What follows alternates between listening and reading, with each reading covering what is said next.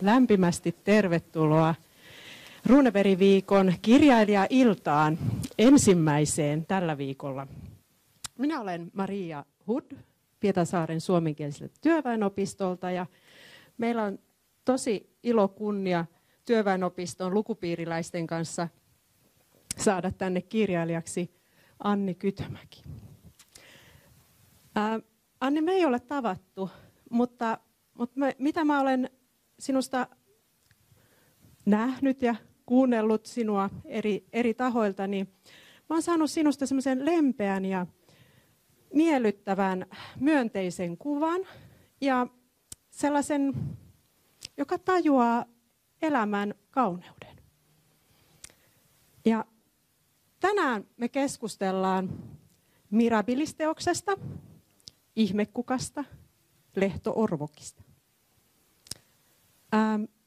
Meillä on lukupiiriläisenä vetäjänä Anna-Maija Lyyrä ja sitten ei ihan kaikki lukupiiriläiset mahtunut tänne meidän tänne esiintymislavalle, mutta ovat varmasti mukana olleet tätä tekemässä. Yleisölle on varattu keskustelun jälkeen vähän kysymysaikaa ja ihan tilaisuuden päätteeksi kirjakauppa on täällä omien kirjojensa kanssa. Tuolla voitte heiltä ostaa Anni Kytömäen kirjoja, joita Anni sitten siteeraa. Varmt välkommen till Runebergsveckas första litteraturkväll. Jag heter Maria Hood och kommer från Työväenopisto. Och vår Työväenopistos läsecirkel är studerande här och intervjuar Anni Kytömäki ikväll. Och boken är Mirabilis. Intervjun går på finska, men efter våra diskussioner så kan ni fråga av Anni på svenska också frågor, så får hon svara på dem på finska. Men vi kan översätta här. Visst. Yes, men jag ger mikrofonen till Anni.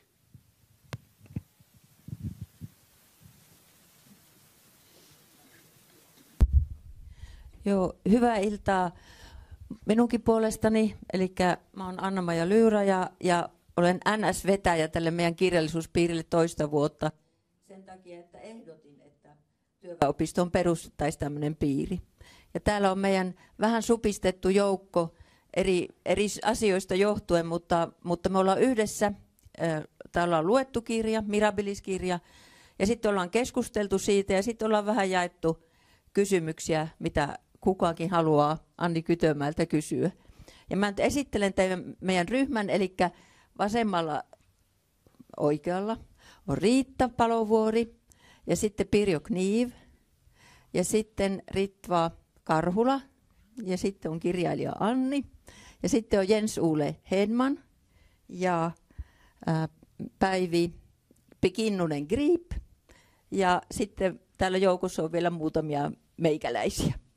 Eli me istutaan täällä vähän siinä järjestyksessä, miten ollaan sovittu, että kysellään. Ja Anni on etukäteen luvannut, että saa kysyä mitä vaan. Että voi olla ihan rennosti. Ja mä sitten yritän vanhana opettajana niin pitää kellosta huolta, että kaikki ehtii kysyä. Eli tervetuloa meidän puolesta myöskin, että sä tarjosit meille aikamoisen urakan. Mutta mä luulen, että kaikki ovat ihan tyytyväisiä sen urakan tehtyään kaiken kaikkiaan. Mutta Riitta saa aloittaa, ole hyvä. Eli me totesimme tuossa lukupiirissä, että olet ihan armoton tarinaniskiä ja myös sanankäyttäjä. Ja nyt kysyisin, että miten sinusta tuli sinä? No tässä voikin mennä koko ilta sitten tämän kysymyksen parissa, mutta hei vaan kaikille, kiva, että olette tulleet paikalle. No ehkä jos ajatellaan tätä mun kirjailijuuttani, että miten musta tuli kirjailija, niin kaikki alkaa vuodesta 1992, eli yli 30 vuoden takaa, kun olin lukenut jonkun verran Kaari Utrion historiallisia romaaneja. Ja ajattelin, että haluaisin joskus itsekin kirjoittaa sellaisen. Ja mä ryhdyin sitten 5. luokan jälkeen, kun alkoi kesäloma, niin meidän kesämökillä kirjoittamaan suurta intiaaniromaania, koska mua kiinnosti kovasti Pohjois-Amerikan alkuperäiskansat ja sitten toisaalta löytöretkien historia. Ja mä suunnittelin semmoista tarinaa, missä 1500-luvulla portugalilainen tyttö pukeutuu pojaksi ja lähtee purjeveneellä tai purjelaivalla Amerikkaan ja päätyy intiaanipäälliköksi. Ja yritin sitten tällaista romaania siinä sitten sommitella sen kesän ajan. Ja mun ajatukseni oli se, että kun syksyllä menen kouluun, niin olen kuuluisa kirjailija. Mutta ei se sitten ihan niin kuitenkaan käynytkään. Mä törmäsin hyvin pian siihen, että taustatutkimusta pitäisi tehdä pystyäkseen kirjoittamaan tämmöistä aihepiiristä uskottavasti. Ja mulla oli ainoana aineistona meidän kodin kirjahyllystä Spektrum-tietosanakirjasarja ja sieltä Intiaanit-artikkeli, joka oli ehkä 2 aukeaman mittainen. Ja siinä nyt ei tietenkään saanut niin paljon tietoa kuin olisi tarvittu. Mutta semmoinen tarinankerronnan palo kuitenkin oli olemassa jo siihen aikaan. Ja ennen kaikkea just kesäisin mä kirjoitin sillä mökillä ja sitten syksyt, keväät ja talvet oli muuten vaan semmoista ehkä ideoinnin ja inspiraation aikaa, kun me asuttiin Ylöjärvellä semmoisen vanhan metsän vieressä ja mä jotenkin aina ajattelin, että siellä metsässä on tarinoiden tyyssiä ja mä pystyn siellä käydessä suunnittelemaan erilaisia juttuja, pieniä tarinoita ja ylipäätään se metsä itsessään tuntui jollakin lailla tarinalta, kun ajattelee semmoista vanhaa metsää, mihin lähtee kulkemaan. Siellä ei välttämättä ole polkua, vaan maasto jotenkin johdattelee.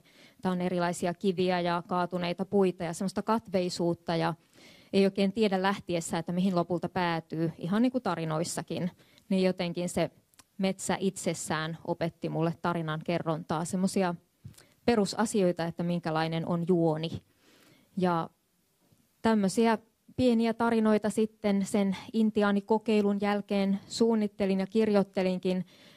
Ne oli monesti semmoisia, että ne sijoittu sitten jonnekin mun lähiympäristöön, ennen kaikkea sen kesämökin lähitienoille, jonnekin vanhaan kartanoon, mistä mä olin kuullut vaikka jonkun kummitusjutun ja sitten halusin keksiä sitten vähän niin sanotusti lihaa luiden ympärille ja laajentaa sitä vanhaa tarinaa. Ja mä kirjoittelin monenlaisia tarinoita silloin nuorena ja joitakin vuosia myöhemmin, noin 15-vuotiaana, mä sitten tulin, voisi sanoa, rytinällä todellisuuteen, kun mä aloin lukea sanomalehtiä ja luin kaikenlaisia uutisia maailman ympäristöongelmista ja muista isoista kriiseistä.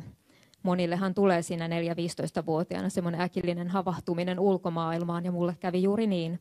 Ja siitä lähtien mun tekstini sitten alkoi olla enemmän semmoista vähän niin kuin voisi sanoa ehkä terapiakirjoittamista, että mä kirjoitin paljon luonnonsuojelusta ja yleensä niissä tarinoissa sitten päähenkilö onnistui jotenkin pelastamaan jonkun hienon luonnonalueen ihmisten hyötykäytöltä.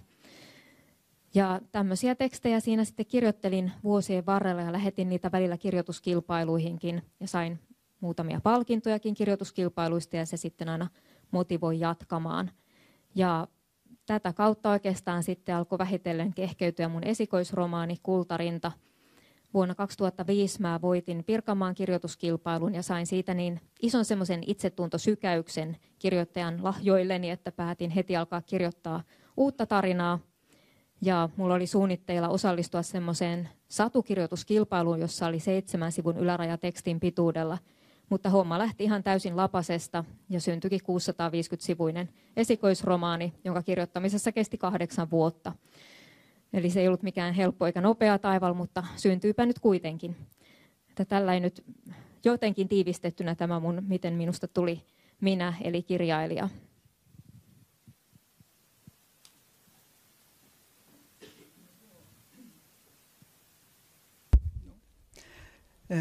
Mun kysymykseni liittyy vielä lähemmin tähän Mirabilis-teokseen. Ensinnäkin suuri kiitos siitä kirjasta, että se oli tosi upea lukuelämys ja se kirja on hyvin monitasoinen ja se myös sellainen seikkailullinen, että sitä välillä niin kuin jotenkin lähti lentoon niihin seikkailuihinkin mukaan.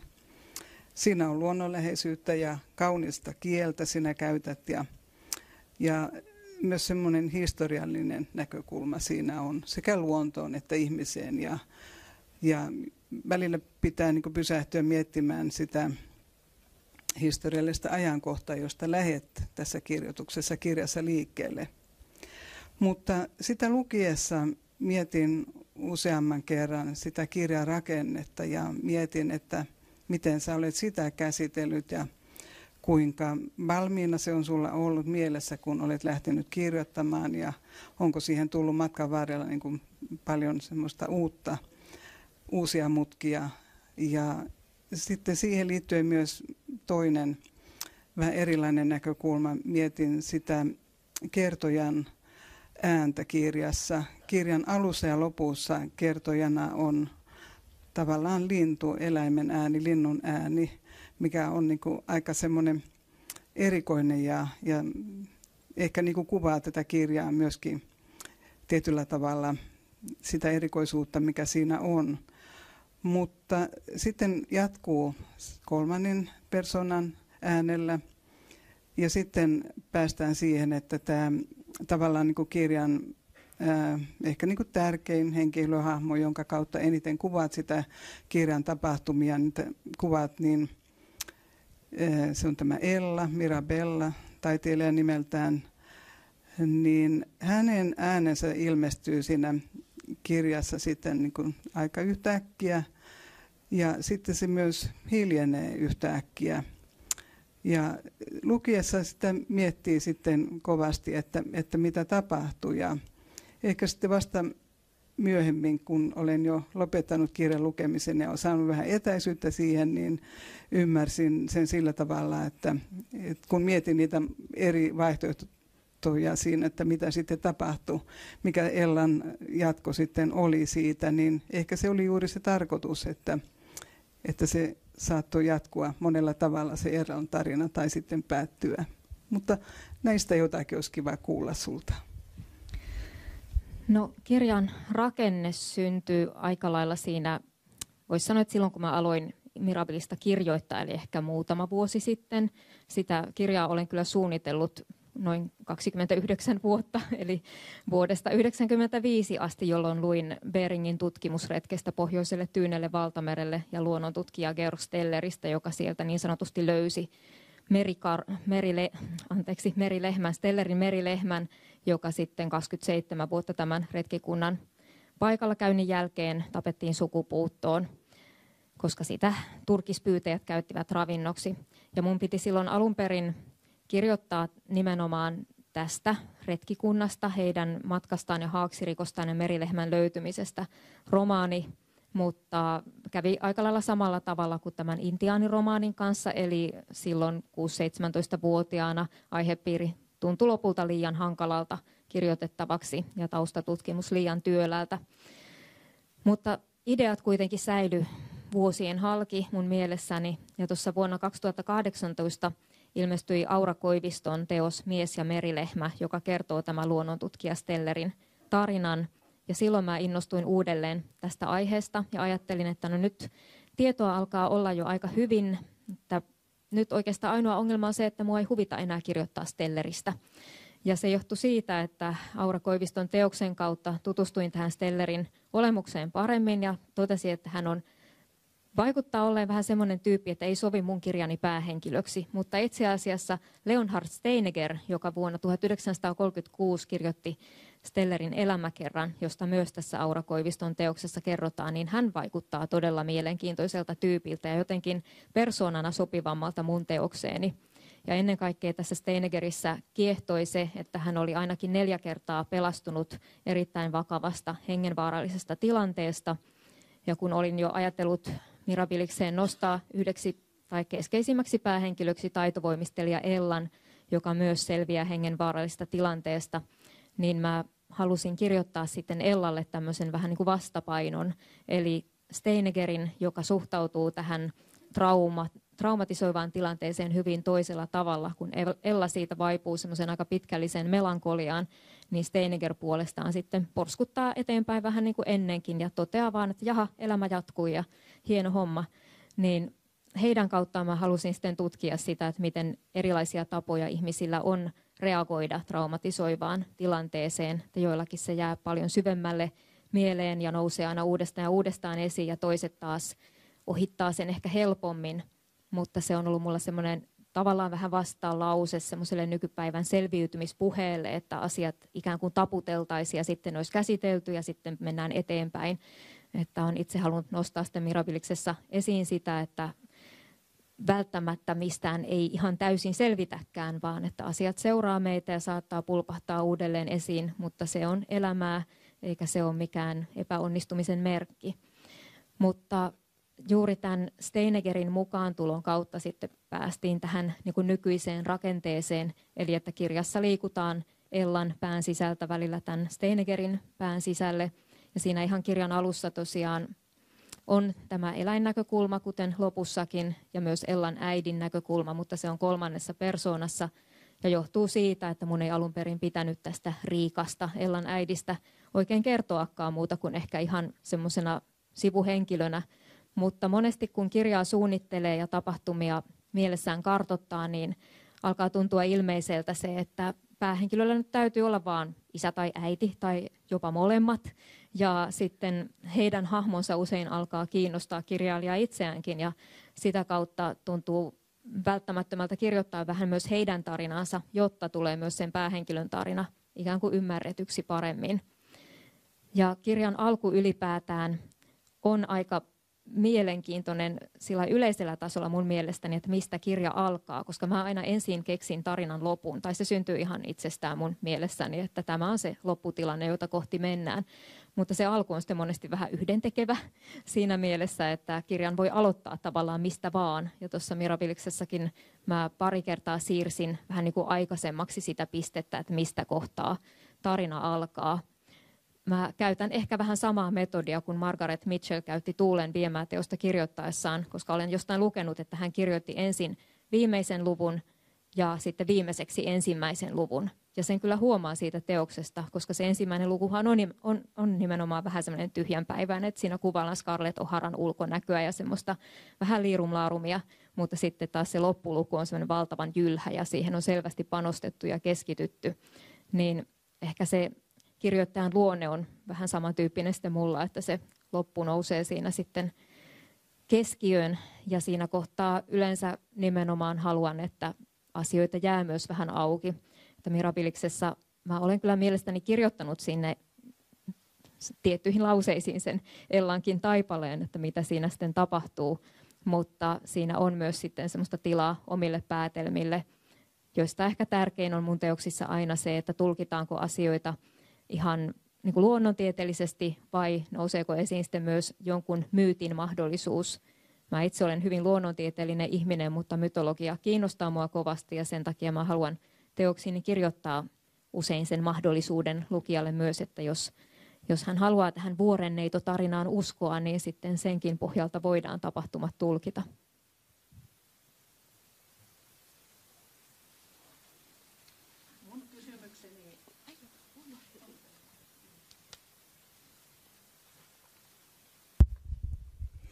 Mun kysymykseni liittyy kirjan kieleen, mutta tänään kun lueskelin netin kautta vähän tietoja sinusta, niin halusin tietää, mikä tämä tyyppi oikein on. Niin yhtäkkiä mä rupesin miettimään, että hetkinen, Karhula ja Kytömäki. Kun Suomessa on tyypillistä se, että ihmisillä on paljon luontoon liittyviä sukunimiä.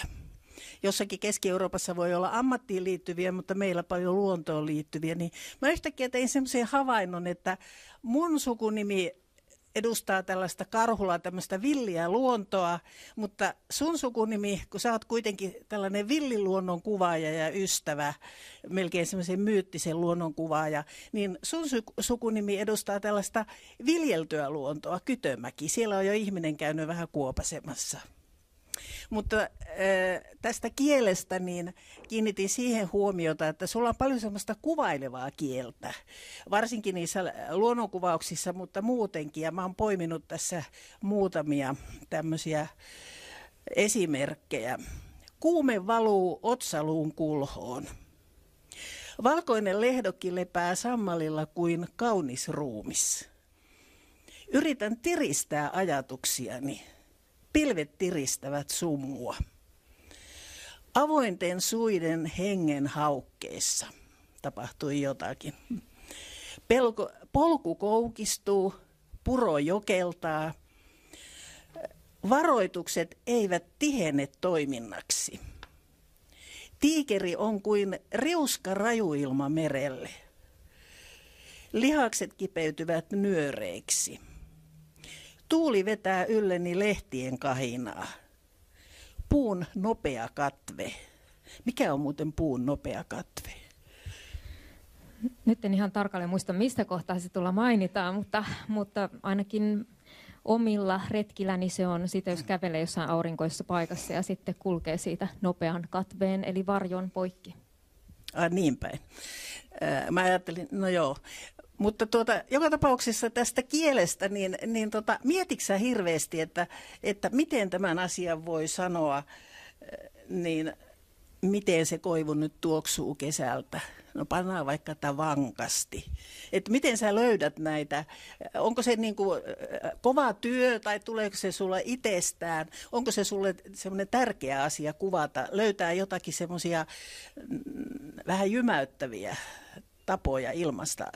Semmoisia asioita, mitä jotkut toiset menee, tulee, syö, tekee työtä niin kuin yksinkertaisemmilla tavoilla. Joo, toi on hyvä kysymys ja ihan olennaisen ytimessä, koska mullehan kirjoittaminen on siis semmoinen välttämätön paha, että mä en mitenkään erityisesti nauti siitä, vaan mä pidän siitä tarinoiden keksimisestä ja niiden kertomisesta mielessäni, mutta sitten kun se tarina pitäisi saada pois pään sisältä muidenkin kuuluviin tai näkyviin, niin sitten ei oikeastaan voi tehdä muuten kuin kirjoittamalla. Mutta alkuperäisessä muodossaan ne tarinat on aina mun mielessäni enemmän elokuvana, semmoisena visuaalisena virtana.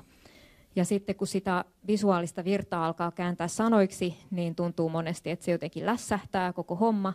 Ja ne sanat on semmoista kolisevaa materiaalia, jotka ei solju ollenkaan sillain niin kuin se alkuperäinen visio siitä tarinasta soljuu. Ja siinä kestää aika pitkään, että mä saan niillä sanoilla tavoitettua sen alkuperäisen muodon. Ja sitä kautta mun kielestäni tulee aika kuvailevaa, koska haluan niiden sanojen kautta luoda sen mielikuvan, että minkälaisesta ilmiöstä on kyse. Ja kyllä mä noita yksittäisiä lauseita mietin välillä hyvinkin tarkasti. Ennätykseni on ehkä yhteen lauseeseen mennyt tunti. Eli ensin vartti sisällä tuskailua ja sitten 45 minuutin kävely, jonka aikana sitten se lause asettui lopulliseen muotoonsa. Eli kyllä niitä tosiaan tulee mietittyä, mutta niiden avulla sitten ehkä pääsee kohti sitä haluttua lopputulosta. Ja usein mä käytän tässä musiikkia apuna sillä tavalla, että kun alan suunnitella tarinaa, niin mä ensin soitan sitä pianolla. Eli mulla muotoutuu siinä prosessin alussa muutama semmoinen tärkeä kappale. En itse sävellä, ne on jotenkin toisten kappaleita aina, mutta mä soittelen niitä sitten pianolla ja ne kappaleet jotenkin mun mielestäni liittyy siihen tarinan henkeen tai tiettyihin henkilöihin. Ja sitten kun musiikin kautta, sen sävelten soljuvan virran kautta on keskustellut sen tarinan kuvallisen virran kanssa riittävän pitkään, niin sitten alkaa tuntua mahdolliselta, että sitä voisi yrittää alkaa pilkkoa näiksi raadollisiksi sanoiksikin. Ja sitten aina kun prosessissa tulee se vaihe jossakin kohtaa, että ei suju mikään ja ei pääse eteenpäin, niin sitten mä taas soitan niitä tuttuja kappaleita ja pystyn sitä kautta palauttamaan motivaation sen tarinan tekemiseen. Mutta tuosta sukunimi-asiasta, niin se on tosiaan mulle aika kipeä asia, että tämä on tämmöinen niin kuin ei-luonnollinen tämä mun sukunimeni, niin mä oon kehittänyt siihen... Löysin tämän idean ihan vahingossa. Olen kehittänyt siihen semmoisen, että itse asiassa Kytömäkihän on vaan niin kuin pieni tulivuori, että se on semmoinen mäki, joka vähän kytee, että jos se kasvaisi vähän, niin siitä tulisi tulivuori, joka taas on niin kuin semmoinen massiivinen ja komea ilmiö. Nyt mä unohdin sen jatkokysymyksen, mikä mun piti. Niin näistä kielen esikuvista, että löytäisikö sä jonkun toisen kirjailijan, jolla olisi samanlainen tapa löytää tällaisia kuvailevia verbejä ja tämmöistä ilmeikästä kieltä? No ei kyllä tuu mieleen. Varmaan siis sellaisia on, mutta tämä on semmoinen tavallaan oman kehittelyn myötä tullut tapa. Ja sitten se on johtanut myös siihen, että mä en enää osaa kirjoittaa semmoista tyyliin, että hän suuttui, vaan se asia kerrotaan niin kuin 3 rivillä semmoisten kuvailujen kautta, että se viesti tulee kyllä sitten esille, mutta musta se vaan töksähtää aina liikaa, jos laittaa sen niin kuin 2 tai 3 sanalla sen saman asian, että näillä sitten mennään näillä kuvailuilla. Se oli minusta mielenkiintoista, että vaikka käytetään tämmöisiä ilmaisuja kuin tiikeri on kuin riuska, raju ilma tai jotain vastaavia, niin kuitenkin se kokonaiskuva siitä kerrontatavasta, niin siitä muodostuu kuitenkin semmoinen aika asiallinen. Että tuntuu, että sä oot kuitenkin asiallinen kertoja, mutta sitten samanaikaisesti sä oot värikäs kertoja. Se on niin kuin mielenkiintoinen yhdistelmä. Niin, no ehkä siihen liittyy sitten se, että mä olen kuitenkin kouluttautunut luontokartoittajaksi ja haluan, että nämä mun luontoon viittaavat ilmaisuni, joita on siellä täällä aika paljonkin, että ne on sellaisia paikkansa pitäviä oikeita, että ne ei ole mitään hatusta vedettyjä ja kasvit kukkii oikeaan kohtaan vuoden ajassa ja linnut laulaa oikeina vuoden aikoina, että mä haluan olla noissa hyvin tarkka, että luonnosta voi ja ylipäätään elämästä voi musta kertoa sekä kauniisti että eksaktisti, ja siihen mä pyrin noissa teoksissani. Jaa, teillä. Mä olisin ensin, on se päällä, joo. Ensin mulla oli kyllä ihan toisenlaiset kysymykset, mutta mä siirrän nyt niitä sitten ehkä sitten vähän niin kuin eteenpäin. Tuli mieleen tuosta Ritvan kielikysymys, että siitä lauserakennuksesta, mitä hän väittää sinun käyttävän. Niin tämmöinen, mikä mä poimin sieltä, joka mun mielestä oli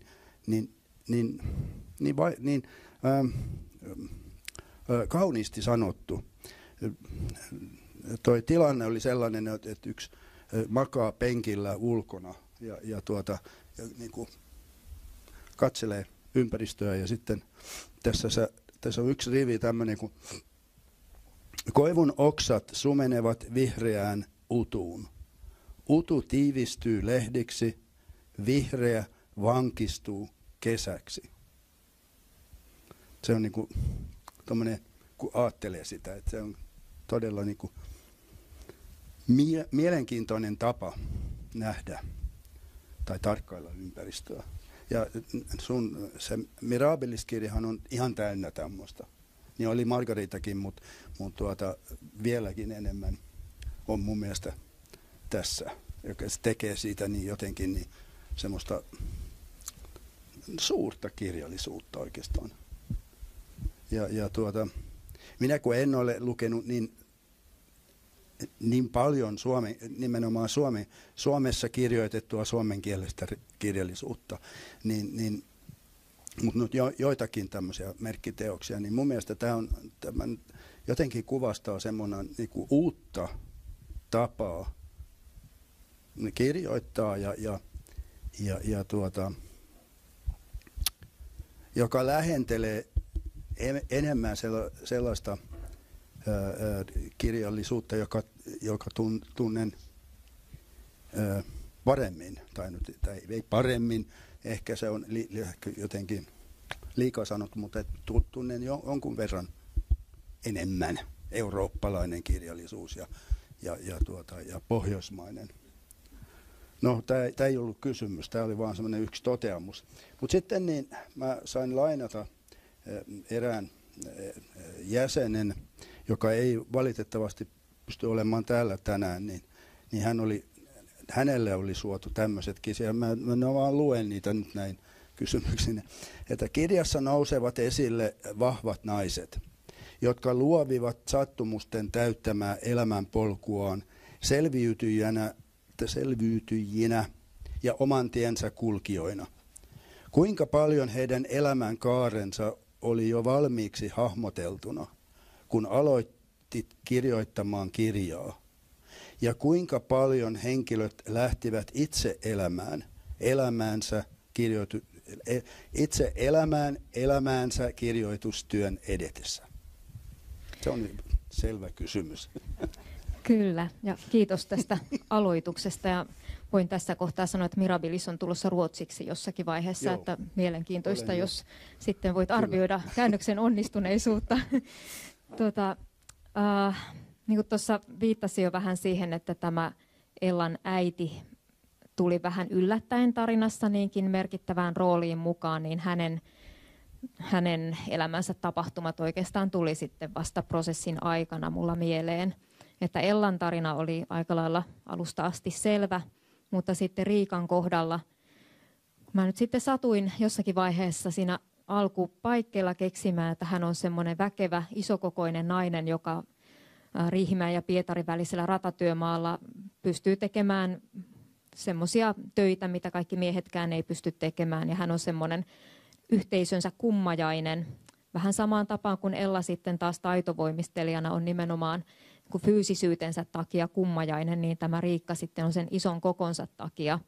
Ja hänestä oli sitten jotenkin hulvattoman hauskaa kirjoittaa, koska itse en ole mikään kauhean iso, niin sitten mä koitin koko ajan miettiä, että miten isokokoinen, erittäin vahva ihminen maailmassa elää ja miten hän työnsä tekee ja millainen, jos hän kuitenkin on vähän epävarma luonteeltaan, niin miten hän pystyy solmimaan yhteen tavallaan tämmöiset hyvin erilaiset ulottuvuudet kuin epävarmuuden ja sitten semmoisen niin kuin fyysisen rotevuuden ja tietynlaisen fyysisen itsevarmuuden. Ja mä sitten otin semmoisia pieniä omakohtaisia testejäkin tai mitä tuli nyt vähän sen sitten sinne Riikalle otettua mukaan, kun meillä on kodin vieressä 10 hehtaaria metsää, jonka ostin tuossa muutama vuosi sitten. Ja siitä on 7 hehtaaria suojeltu ja 3 hehtaaria tämmöistä pellolle istutettua koivikkoa on sitten jätetty näinä epävarmoina aikoina polttopuumetsäksi. Ja mä oon sitten siellä aina silloin tällöin mieheni kanssa rankametsässä ja sitten pari vuotta sitten, kun kirjoitin Mirabiliksessa nimenomaan näitä Ellan vaiheita tai Riikan vaiheita, eli tämän rotevan isokokoisen naisen sitä alkupuolta kirjasta, niin sitten mä olin siellä rankametsässä ja totesin, että kun mä nyt raahaan näitä rankoja, niin ne tosiaan vetää semmoista vanaa hankea mun perässä, koska mä en jaksa nostaa niitä sen ylemmäs. Ja mietin, että jos mä olisin Riikka, niin mä ottaisin ne vaan niin kuin kainaloon ja kävelisin niiden rankojen kanssa. Ja sitten kirjoitin Mirabilikseen semmoisen lauseen Riikalle, että hänen jälkeensä hankeen ei jää vanaa niin kuin muiden. Eli hän siellä sitten ratapohjaa raivatessaan niin pystyy sitten kantamaan isojakin runkoja. Eli tämmöisiä kokeellisia asioita tuli siinä Riikan elämän suhteen tehtyä, mutta sitten hänellä on hyvin voimakas suhde Amurin tiikeriin, koska Riikka päättää muutamien epäonnisten tapausten jälkeen lähteä pois koti-Suomesta Amurinmaan retkikunnan mukana, eli Venäjän ihan itäiselle laidalle Tyynenmeren rannalle perustamaan uutta yhteisöä. Sinne hän lähti Suomesta 2 ihan oikeaakin retkikuntaa 1860-luvun lopussa, mutta tämä Mirabiliksessa esiintyvä kapteeni Herman Erikssonin vetämä retkikunta, missä Riikka on mukana, niin se on mun mielikuvitukseni tuotetta.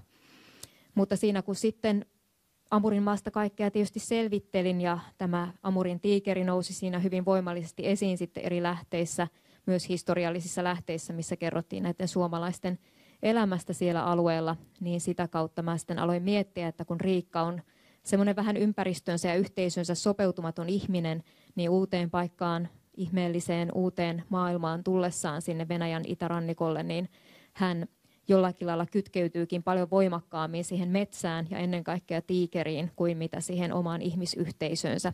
Hän löytää sieltä metsästä tavallaan vertaisensa. Ja Amurin tiikerissä kiehtovaa on myös se ollut mulle itselleni, että siihen liitetään kansanuskomuksissa hyvin samanlaisia asioita, mitä Suomessa karhumytologiassa on. Eli Amurin tiikerin paikalliset udeget ja nanait, eli alkuperäiskansojen edustajat, ovat uskoneet, että tiikerit ja ihmiset voivat avioitua keskenään, ovat ikään kuin sukua toisilleen. Ja siihen eläimeen on liitetty myös muita tämmöisiä hyvin samantyyppisiä asioita, mitä karhusta on aikoinaan uskottu. Ja sitä kautta sitten myös tiikerin rooli tässä tarinassa kasvoi. Mutta joo, että vastauksena siihen kysymykseen, niin Ellan tarina oli tosiaan aika valmiina, mutta Riikan tarina sitten sai vaikutteita matkan varrella. Ja näähän on tietysti kirjoittajan kannalta hyvin riemastuttavia hetkiä, koska jos kaikki olisi selvillä jo alusta asti, niin sitten olisi aika tylsää kirjoittaa. Margaritan kohdalla tämmöinen yllätys tuli vastaan siinä kohtaa, kun mä otin tarinaan mukaan toimittaja Tea Kairamaan, jonka alun perin piti olla vain semmoinen ohimenevä viestin tuoja maapallon toiselta puolelta työreissulta. Hän tuo päähenkilölle Sennille tärkeän tiedon. Mutta sitten kun mä aloin tästä Teasta kirjoittaa, niin aloin kiinnostua hänestä ja suorastaan niin kuin ihastuin häneen ja oli tosi hauskaa siinä kohtaa prosessia löytää vielä jotain uutta sieltä tarinan sisältä. Siinä tuli sitten paljon lisää motivaatiotakin kirjoittamiseen, kun tajusi taas, että niin minähän täällä näitä lankoja heiluttelen, että mä voin, jos haluan, niin ottaa tähän vähän niin kuin uuden päähenkilön muiden rinnalle, jos siltä tuntuu. Ja sitten toinen niin kuin jatkokysymys tästä on se, että miten yleensä niin kuin pystyt kuinka niin monipuolinen henkilögalleria pysyy hallinnassa? Niin, no ajan kanssa sitä pitää niin kuin miettiä ja vähän tarkistellakin asioita aina. Mulla on semmoinen aikajana, minkä mä teen prosessin alussa, mihin mä merkitsen ihmisten synnyin ja kuolin vuosia ja elämien keskeisiä tapahtumia, mutta jotenkin ei ole mitään ihan hirveitä vaikeuksia ainakaan vielä. Sekin voi vielä tulla eteen, että tulee olemaan vaikeuksia näiden hallinnassa, mutta jollakin lailla toi fiktio on mun elämäni semmoinen niin iso ohjenuora ja määrittävä tekijä, että mä en kauheasti unohda, että mitä olen suunnitellut tai saanut mieleeni, vaan se on koko ajan tuossa niin vahvasti rinnalla kaiken arkipäivän ohessa, että ne tuntuu jollakin lailla hyvin läheisiltä, melkein kuin, en tiedä voiko verrata perheenjäseniin vai ystäviin, mutta jotenkin sellaisilta niin oikeilta ihmisiltä, että ei niiden asioita sitten unohda. Kuulosti aika monimutkaiselta, mutta niin oli ehkä kysymyskin. Mutta niin sitten vielä tämmöinen, kun Mirabiliksessa niin ne kahdet päähenkilöt Ella ja Leonhard sä ehkä vastasit hiukan jo jos tohon, että niillä oli molemmilla oli semmoisia elämässä semmoisia kuoleman rajakokemuksia. Ja niin kuin tässä lukee, että vaihtoehtoisella todellisuudella on merkittävä osa. Että mistä nämä kokemukset kumpuavat? No, tämä Leonhard Steiniger on ihan tosiaan todellinen henkilö, että hänen elämäntarinastaan olen sitten näitä hänen vaiheitaan poiminut, eli näitä vaaratilanteita, mihin hän joutuu. Ja sitten taas Ellan kohdalla, kun Ella joutuu onnettomuuteen, jossa on lähellä menettää henkensä, niin siinä taas mulla oli semmoinen omakohtainen kolarikokemus taustalla tuosta muutamien vuosien takaa, kun jouduin lähes rekan jyräämäksi, mutta sitten mutta jonkun sattuman kautta sitten kuitenkin säilyi ihan naarmuttomana, mutta siitä jäi kuitenkin semmoinen outo olo pitkäksi aikaa, että ei jäänyt semmoista niin kuin hengissä selviämisen riemua, vaan enemmän semmoinen Ellan tyyppinen, koska Ellalle sitten nämä tuntemukset välitin kirjoittamisprosessin aikana, että enemmän semmoinen niin kuin elämisen pelko, mikä sitten hänellä heijastuu semmoisena hyvin pitkäaikaisena melankolisuutena. Mä itse pääsin siitä sitten eteenpäin nopeammin, mutta paljon silloin tuli mietittyä just semmoista trauman syntyä ja sitä, että miten henkiin jääminen ei olekaan pelkästään tavallaan myönteinen kokemus, vaan se herättää niin paljon sitten myös sitä jostakin taustapuolelta myös sitä pelon tunteita, että sitten halusin niitäkin sitten käsitellä romaanissa. Romaanithan on aivan todella hyvä keino dumpata sinne kaikenlaisia semmoisia asioita, mitkä itseä askarruttaa tai mitkä on omassa elämässä vaikeita, niin niitä voi sitten käsitellä siellä turvallisessa ympäristössä, koska päähenkilöt on eri nimisiä kuin mitä itse on, niin kukaan ei voi sanoa, että mitkä asiat liittyy juuri kirjoittajan itseensä ja mitkä taas on ihan tuulesta temmattuja. Joo, mä annan sitten. Nyt se on poissa. Ei, nyt se on päällä. Okay. Mä olisin kysynyt tästä niin kuin kehollisuudesta, että Ellahan on sirkustaiteilija, käärmennainen ja tekee trapetsilla ilman turvaverkkoja huimia temppuja ja ja niin taitovoimistelija. Ja tämä niin kuin on keskeinen asia Ellan elämässä. Ihan pienestä pitäen kaksosveljensä kanssa harjoittelevat näitä temppuja ja tämä Ella saa elantonsa siitä ja tosiaan tämä onnettomuuskin tapahtuu, kun he tekevät näitä temppuja. Ja sitten Ella on 40-41-vuotias, kun hän huomaa, että ei enää olekaan niin notkea ja alkaa pelätä, että tekee jonkun pienen virheen ja putoaa sieltä korkealta. Että mitä sinulle itselle merkitsee tämä kehollisuus ja kuinka tulit ottaneeksi, niin kuin, että Ella on juuri tämmöinen taitovoimistelija?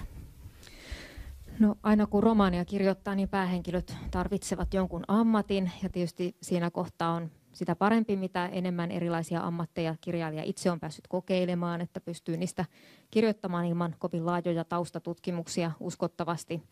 Ja sen takia edellisen romaanin Margaritan päähenkilö oli hieroja, koska mä itse olen kouluttautunut hierojaksi tuossa 20 vuotta sitten ja tiedän tasan tarkkaan millaista työtä se on.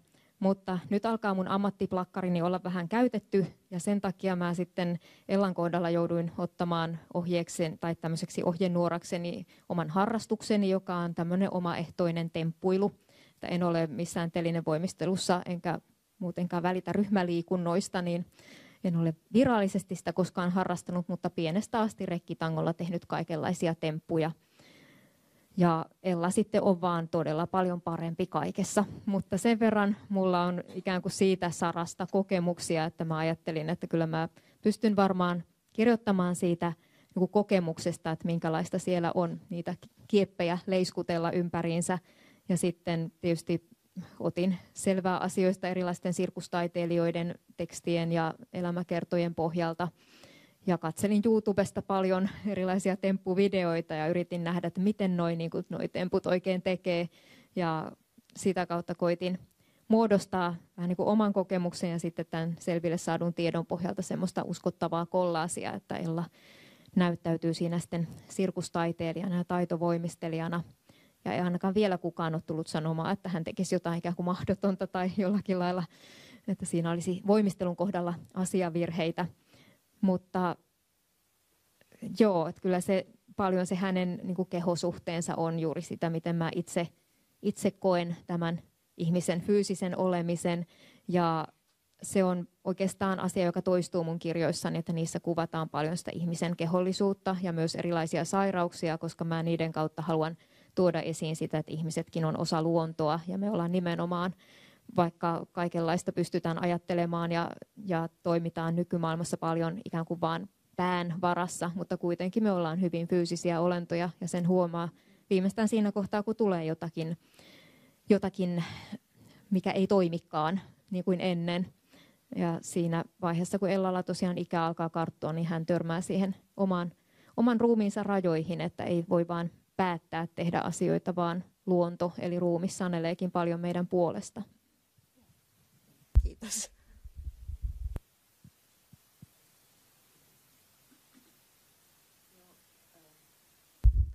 Mä kysyisin semmoista asiaa. Mulla on itsellä semmoinen tausta, että mä oon biologia mennyt 10-vuotiaana luontokerhoon. ja nämä kuvaukset, esimerkiksi se paikka, mihin Ella sitten meni sinne rotkoon tai mihin se hävisi, niin se on mulla ihan selvästi niin kuin mielessä, että miltä se näyttää. Mä tiedän sen paikan tai olen nähnyt sen paikan. Ja monet muut niin kuin kasvit, mitä siellä luonnossa näkyy ja muut, niin ne on siellä jossakin mun oman kotiseudun mäellä, joita siellä todellisuudessa oli. Mutta mä kysyisin sitä, vaikka sä vähän kuvailitkin jo, mutta missä vaiheessa sun luontosuhde on muodostunut, että onko se muodostunut ihan pienestä asti ja mikä siihen on vaikuttanut? Kyllä, ihan pienestä asti. Mä rupesin noin 4-vuotiaana yksinäni käymään metsässä, kun me asuttiin silloin tosiaan semmoisen hienon vanhan metsän vieressä siellä Ylöjärvellä. Ja varmaan siinä oli hyvin vaikuttavana tekijänä se, että sinne pääsi niin helposti, että ihan siitä pihanurmikko muuttui 1 metrin matkalla Sammalten valtakunnaksi. Eli siitä oli tosiaan vain harppauksen verran matkaa sinne metsään. Ja nimenomaan se sattui olemaan semmoista suhteellisen luonnontilaista metsää, ja sen takia mun mielessäni metsän prototyypiksi muodostui semmoinen käsittelemätön metsä eikä talousmetsä. Ja nimenomaan se metsän salaperäisyys ja tietynlainen sadunomaisuus, mitä mä siellä pienenä koin, niin se oli se mun retkien päämäärä. Ja myös sitten se, että siellä metsässä sai olla rauhassa. Mulla ei ollut kotona mitään ongelmia, mutta silti mulla oli vaan aika usein semmoinen olo, että mä haluan mennä jonnekin pois näkösältä. Ja se helpoimmin tavoitettava paikka oli se lähimetsä, että sinne kun niin sanotusti katosi, niin sitten kukaan ei tiennyt, missä mä olen. Ja äiti sitten jossain kohtaa vaan soitti huilulla semmoisen kutsuäänen, minkä mä tiesin, että jaha, nyt pitää mennä syömään tai jotakin muuta askaretta tekemään. Niin mä luulen, että se on ehkä se niin kuin merkittävin tai helpoin tapa saada lapset innostumaan luonnosta, että niitä ei sinne viedä pakolla eikä mitenkään niin kuin opettavaisessa mielessä, että mekin lähdettiin aina sitten, jos mentiin koko perheellä luontoon, niin mentiin vaan käppäilemään ja katselemaan, että ei sillä lailla, että nyt mennään keräämään 5 litraa mustikoita tai opettelemaan sieniä tai semmoista mitään virallista, eikä vaihdettu mitään erikseen mitään erityisiä retkivaatteita päälle, vaan jotkut rönttövaatteet vaan, että mennään sinne metsään ja siellä saa sitten muuhjata Sammalissa ja muualla ihan vapaasti. Että siinä ei ollut mitään semmoista tulostavoitteellisuutta siinä retkeilyssä ja sen takia siitä tuli niin kuin elämäntapa. Ja nimenomaan semmoinen niin kuin psykologisesti valtavan tärkeä paikka, että vaikka mä sitten myöhemmin kiinnostuin nimenomaan lajin tunnistuksesta, mutta alun perin se mun metsäsuhteeni oli nimenomaan sitä, että se siellä vaan tuntui niin hyvältä olla ja se jollakin lailla puhutteli niin kuin ajattomuudessaan ja tuntui, että kun sinne menee, niin sitten elää siinä luonnon ajassa ja ihmisten aika muuttuu merkityksettömäksi ja tietyllä lailla se historiakin tulee vahvemmin lähelle ja sen takia mä varmaan sinne historiallisiin tarinoihin aloin kallistuakin, koska jotenkin se metsäympäristönä ruokki semmoista ajatusta siitä, että kaikki on myös erilaiset aikakaudet saavutettavissa nykyajastakin käsin, kun vaan poistuu sieltä ihmisten näkösältä. Ja sitten kun tätä kirjaa lukiessa pohti niitä löytöretkeilijöitä ja Stelleria ynnä muita, mietti, että olisiko parempi, jos löytöretkiä ei olisi tehty tai olisiko parempi, jos ne retket olisi jäänyt tekemättä, kun ajattelee niin kuin lajikatoa tällä hetkellä maapallolla, joka on niin kuin yksi isompia ongelmia. Ja mä ajattelen, että tuleeko sun tulevat kirjat suuntautumaan historiaan päin, tai minkälainen kirja olisi, jossa sinä kirjoittaisit tulevaisuudesta? Mä oon kirjoittanut 1 novellin, joka sijoittui vuoteen 2050. Se löytyy tuolta netistäkin, semmoinen 1 pallon visiot-niminen hanke, että jos kiinnostaa nähdä sitten mun tulevaisuustekstiäni, niin se oli kyllä ihan mielenkiintoinen projekti ja hauska kirjoittaa, mutta ei musta kyllä siihen ole. Että mä oon yrittänyt muutaman kerran kirjoittaa nykyaikaan sijoittuva romaani ja jotenkin siinä kohtaa, kun alkaa sitten kirjoittaa jostakin älypuhelimesta tai muusta, niin mielenkiinto vaan lopahtaa aivan täysin ja tuntuu, että tämä on niin kuin vuoden päästä jo epäajankohtainen, että taas on kuitenkin maailma muuttunut niin paljon, että nämä, mitä mä nyt kerron ikään kuin nykyhetken juttuina, niin ne ei sitten enää pidäkään paikkaansa.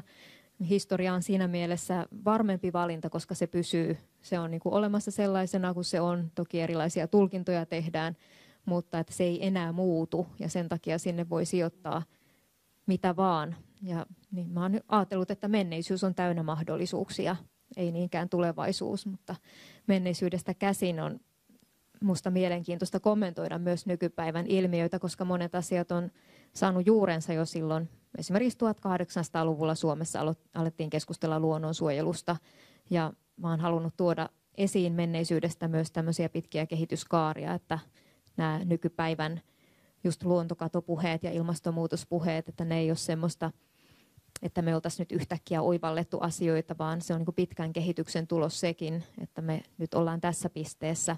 Ja vaikka monesti tuntuu, että asiat ei ole muuttunut eikä ole tehty vielä paljon mitään, vaikka on pitkään jo oivallettu, mihin suuntaan pitäisi mennä, niin kyllä mä silti näen sen enemmän semmoisena optimistisena ilmiönä, että menneisyydessäkin on ollut näitä just vaikka luonnonsuojeluun liittyviä ajatuksia, koska se kertoo, että meistä ihmisistä on kuitenkin lajina ihan potentiaalisesti johonkin hyvään, koska niin kauan on jo osattu tämmöisiä asioita pohtia.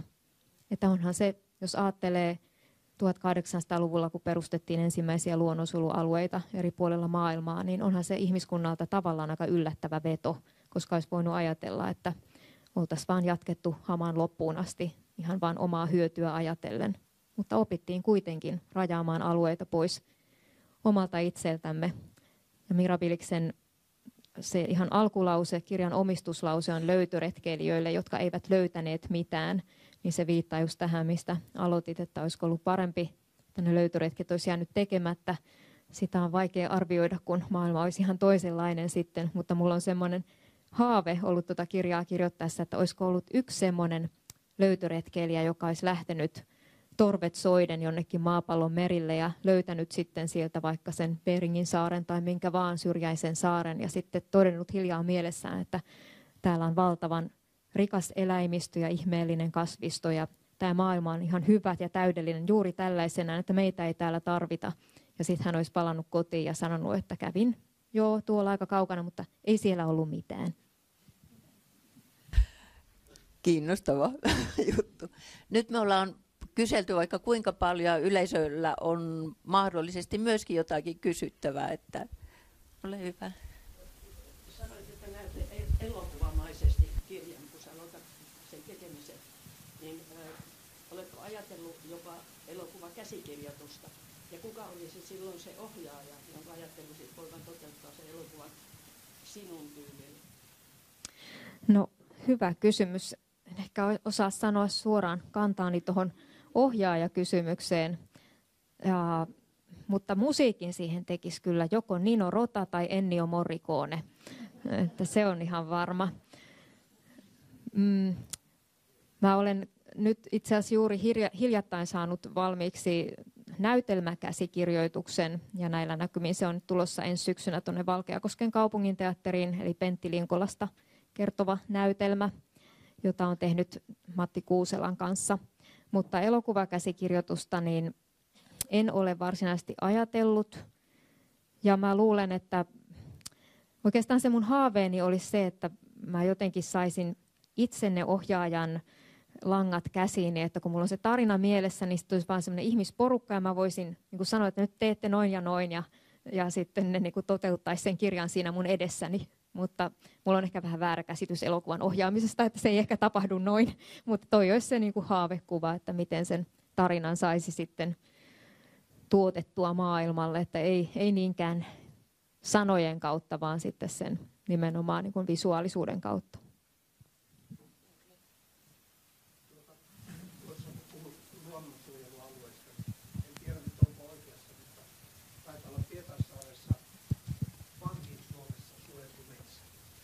Paikkansa. Pitää. 1720.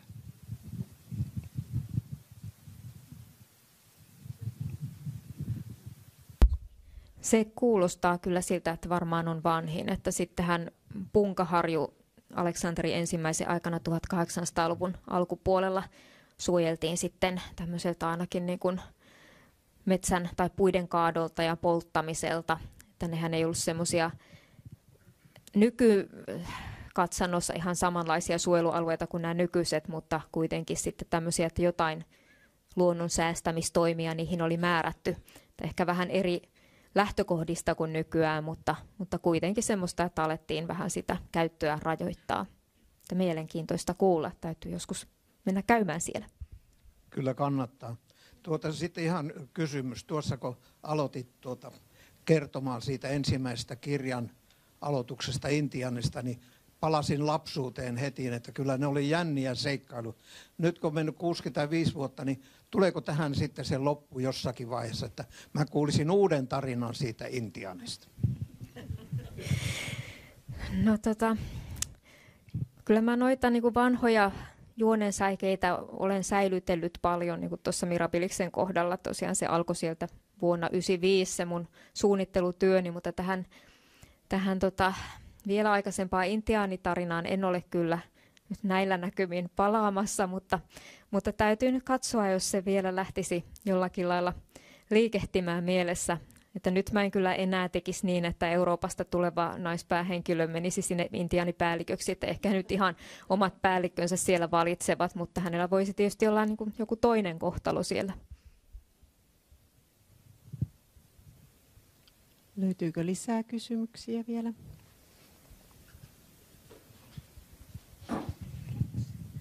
Kumpi oli ensin, J. Karjalaisen Sirkka Lautamies vai Kivitasku?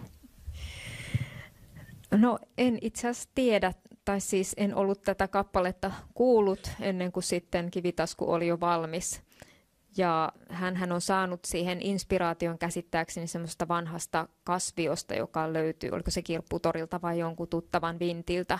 Eli tämä Sirkka Lautamiehen keräämä kasvio jostakin 1900-luvun alusta. Ja Kivitaskussa tosiaan on myös tämmöinen vanha kasvio, jolla on merkittävä rooli siinä tarinan juonessa.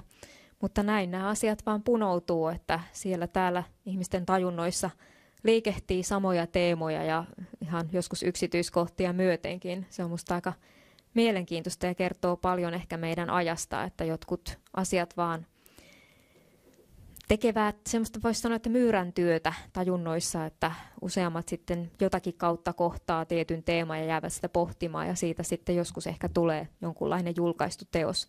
Mutta se on mielenkiintoinen kappale, semmoinen vähän mystinen tarina, että mitä siinä nyt kaikkea tapahtuu ja siinä nimenomaan se ajatuskin, että tämän Sirkka Lautamiehen kohtaloa siinä vähän niin kuin arvuutellaan. Ja aika samantyyppinen lähestymistapa on monissa munkin kirjoissa kyllä näihin päähenkilöihin. Löytyykö vielä kysymyksiä?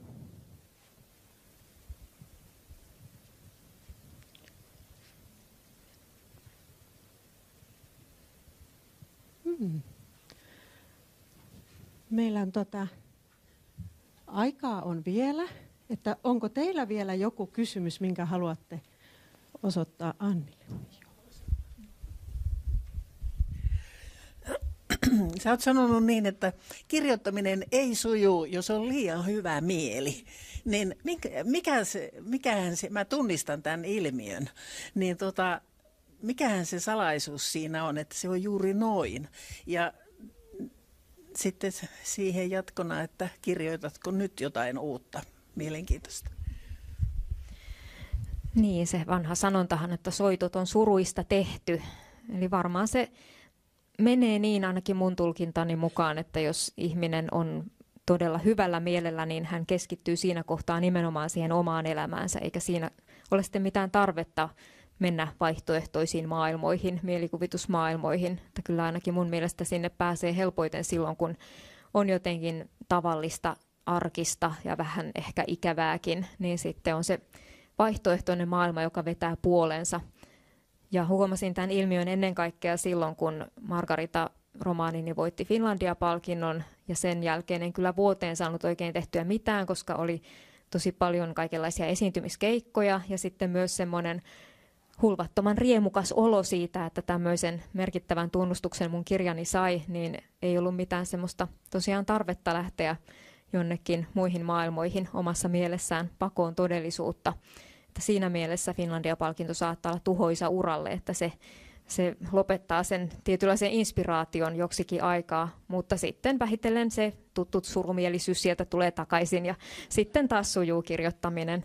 Että, no nyt on siis se vaihe, että olen vähitellen, yritän päästä seuraavan tarinan kyytiin, että monesti romaanin jälkeen kestää aika pitkään, että pääsee jotenkin syventymään seuraavaan maailmaan, koska se edellinen maailma on niin intensiivisesti edelleen läsnä. Ja tämä Mirabilis on ollut mulle melkoinen voimanponnistus sen kirjoittaminen, ja tarina itsessään on myös niin laaja ja jollakin lailla iso, että sitten olen tuntenut oloni jollakin lailla edelleen aika jyrätyksi, mutta ihan hyvällä tavalla toisaalta. Mutta siinä vaan kestää sitten aikaansa ikään kuin löytää se kiinnostus niitä seuraavia päähenkilöitä kohtaan. Mutta nyt tässä ihan parin viikon aikana mä oon huomannut, että aina kun on joku rauhallisempi hetki, niin sieltä alkaa puskea jotakin uutta, ja nimenomaan näiden uuden romaanin päähenkilöiden, heidän olemustaan ja heidän tiettyjä yksityiskohtia heidän luonteenpiirteitään ja ulkonäköään ja kaikkea sellaista. Usein saattaa käydä vaikka niin, että mä näen jossakin kadulla jonkun ihmisen, jonka ulkonäkö solahtaa mun seuraavan romaanini päähenkilön ulkonäöksi. Ja vaikka mä en näissä kirjoissa paljon henkilöiden sitä ulkoista habitusta kuvailekaan, niin silti mulla mielessäni täytyy olla ikään kuin se hahmo aika selvästi, että siitä pystyy kirjoittamaan. Niin sitten lainaan todellisuudesta aina välillä sitten kasvoja ja olemuksia tarinoita varten. Mutta joo, että vähän semmoinen toivoton vaihe menossa tämän seuraavan romaanin kanssa, että nyt pitäisi sitä alkaa tosiaan pilkkua sitten sanoiksi ja kirjoittaa, mutta ehkä nyt 4 romaanin jälkeen uskaltaa sitten jo luottaa itsensä ammatillisesti, että eiköhän se sieltä taas ala kehkeytyä.